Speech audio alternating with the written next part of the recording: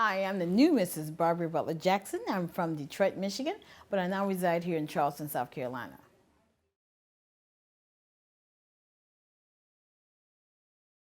Wow. Well, on November the 8th, I had 3 lacunar infarction strokes. Didn't know I was having a stroke. Was in the hospital for 14 weeks. Could not walk, talk, couldn't do anything.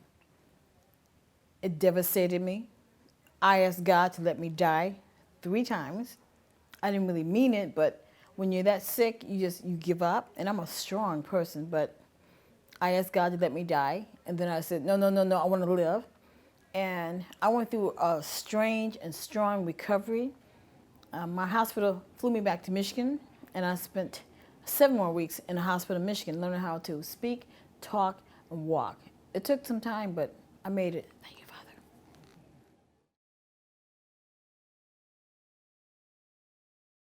No family history, and the only symptom I had was I do motivational speaking.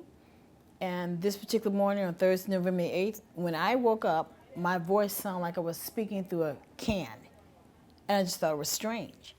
I got up to go to the bathroom. I stumbled. I don't drink or do drugs. And I just thought, I guess I just lost my step. Then I went into the kitchen to prepare fried zucchini. And while I was in the kitchen, I misstepped again. And I thought, something's not right. I was embarrassed to tell anyone, but I just thought, something's not right. So I told my neighbor. She said, come on, I'm taking you to the hospital. I said, no, I can drive myself. Actually, she drove me. I'm sitting in the car thinking, God, what's happening to me? Don't know what's happening. Get to the hospital. The young lady who's standing there, who's a triage nurse, asked me, why are you here? I thought, who are you? And so I said, well, I don't know, I'm not speaking well. And she walked over, grabbed my hand, my face with her hand, and yanked me towards her and said, say something. I said something to her, and she yelled. All I know is she and another gentleman were running me down the hallway, not in a wheelchair, and they're yanking off my Brooks Brothers shirt, and I'm wondering what in the world's going on. They did a CAT scan.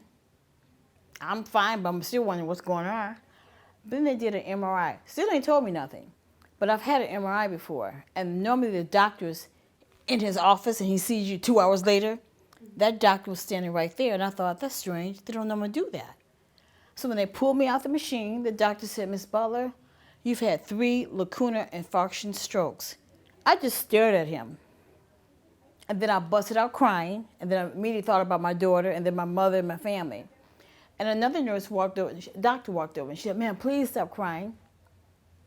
And between the tears, I wiped my face. I said, excuse me, who are you? And she said, Dr. So-and-so. I said, from what I remember, I have a degree just like you do. The initials are MA behind my name. And from what I remember 40 years ago, there are 6 stages of grief that people go through. And I just told I had a stroke. So don't you expect me to go through it? And she busted out laughing and said, yeah, but we need you to calm down. I could not believe I had 3 major strokes, but I did. And that was at 8:42 in the morning. I'm able to walk then and talk. But by 4 o'clock, this part of my left side of my body was completely gone. I couldn't walk, couldn't speak. My face was deformed. Couldn't believe this happened to me, but it did.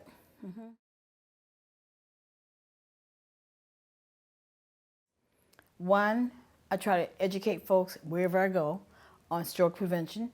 No, symptoms are the same. Everyone have them different. Mine was completely different. I try to watch what I eat. I don't eat a lot of fried food, but I enjoy fried food. I try to exercise with my husband. And I watch what I put in that's on my forefront of my brain every day about me having 3 strokes. Don't want to have another one. And I have a greater chance of having a 4th one if I don't watch what I do. So I watch what I put in my body.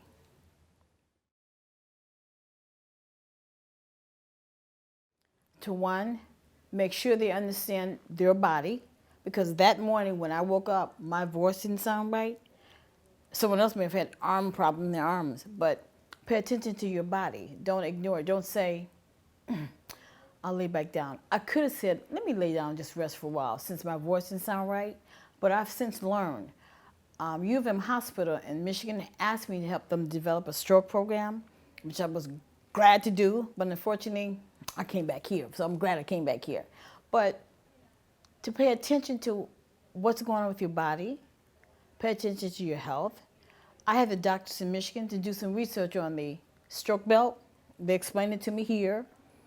I just have to watch what I eat and pay attention to my health. That's very important. I've since learned high blood pressure, high cholesterol. They wore me out in the hospital asking me, did I have sickle cell? They asked me one more time, did I have sickle cell? I now understand why, but at that time I didn't understand.